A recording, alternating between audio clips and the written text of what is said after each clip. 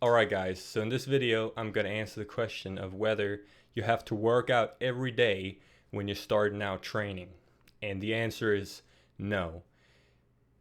A typical beginner workout programs, I suppose, proposes like so either full body or an upper lower split perhaps if you want to go to the gym and do it.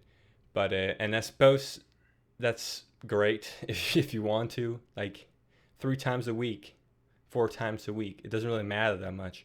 I think what's important is that you, as quickly as possible, if you want to take this seriously, find a routine. So you find a routine that works for you. And how exactly are you going to know what that's going to be when you are just starting out? I could give you some guiding principles here. So if the workout routine, I think most beginner workout routines, unless they focus only on the fundamental movements. So all you really need is like a push, pull, and a squat. So unless it's only those 3 exercises, it's a sign that it's a garbage workout plan in my opinion. Because if it wants you to do all kinds of different isolation exercises, for example, like bicep curls or blah, blah, blah, there's absolutely no need to do that as a beginner or ever for that matter. What you see me doing in the background is a chin up, push up, and squat split. That would be considered, I suppose, a beginner workout if you look through the ordinary lens of the fitness industry. But really, I'm considered an advanced lifter, I suppose, by this point. I've been training for 6, 7 years. And this is still what I do. And this is really what I've been doing forever. For my entire workout journey, really. So that works for me, and that'll work for you as well. It'll save you time if you only focus on, a series of compound movements and effort. And you don't even have to go to the gym to do this workout. You can do it at home. And you can work out at home forever if you want to. Although most people apparently want to go to the gym. But if you're like a busy professional, like if you're an older guy or whatever, like you don't have to go to the gym in order to get in shape at all. I'd actually argue that in some ways, or in most ways, it's beneficial not to go to the gym because you save all that time, all that money, and so on and so forth. So unless you really want to be part of like the culture around it for whatever reason, then I'd recommend you to just stay at home and start with the fundamentals and stay with the fundamentals, okay? And this not only applies when it comes to training, it also applies to nutrition. What you want to do initially, I mean, as a total beginner, if that's the case, you can get away with eating whatever you want pretty much, and you'll make progress. But again, the faster you divert to some sort of foundation, so some sort of, rule set you follow in terms of training, nutrition, and sleep, the better. And the faster gains you're going to make. And you're going to need that as you get more advanced as well. So as the newbie gain phase slows down within the first or the second year or so. And when it comes to nutrition, all you really want is just to focus on protein and make sure you don't eat too many calories.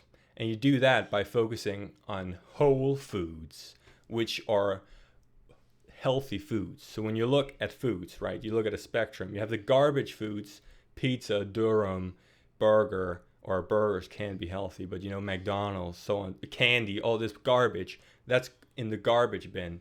Then you have the whole foods, the healthy foods, the fuel, what's going to fuel your body. If you just focus on eating this, it doesn't matter what, it can be avocado, rice, meat, eggs, you name it, all the typical foods, right? There's not that many foods to choose from. If you just focus on eating that and hitting your protein target, and you do that by taking your weight in kilos and multiplying that by 2.2 to be precise, or 1 pound per, or 1 gram per pound of body weight if you're an American, and that's really it. So for me, I'm right around 90 kilos, which is about 200 pounds. I need around 200 grams of protein. Although, you can eat a little less if you want to. It's just like a rule, and a simplified rule people have come up with so that things don't have to be overcomplicated, right? So 1 gram per pound of body weight, or 2.2 grams per kilo, and that's the absolute most important thing. especially if you're starting out. If you start out, you have a solid workout plan. You focus on chin-ups, push-ups, and squats. And I was about to say, like, you can pick whatever exercises you want, but there's absolutely no reason to. Chin-ups, push-up, and squats, do those. You can also pick other exercises if you really want to, but please don't. And you focus on getting enough protein in and on not eating too much garbage, and with that, getting too many calories in. That's really all you need to start out, honestly. And then you want to make sure you get good sleep. And you do that. I mean, that's a heck of a complicated mess, because why do people not sleep well? I mean, a rule you can follow is just to get up at the same time every day. That's something I've done, and that works wonders. So you're essentially telling your body on like a routinely interval that, hey, we wake up every single day at the same time, which then tells your body, 16 hours later that, hey, it's time to go to sleep, because your body knows how many hours of sleep it needs, right? That just simplifies the process for your body instead of it being all over the place, chaotic, right?